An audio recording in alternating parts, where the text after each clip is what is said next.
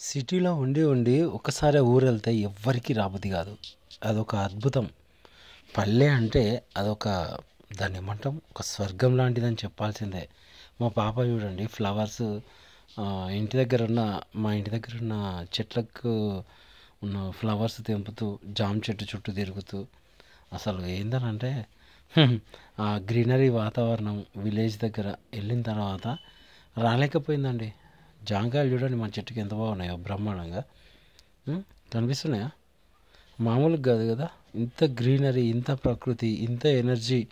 అంటే అంటే ఊరెళ్తే మళ్ళీ హైదరాబాద్ రాబుద్ది కాదండి.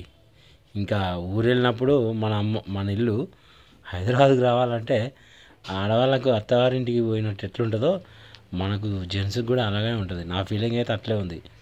ఎందుకంటే మరి ఊళ్ళో అన్ని పనులు ఉండవు కదండి. హైదరాబాద్కి వచ్చాము, ఏదో ఒకటి సాధించాలి.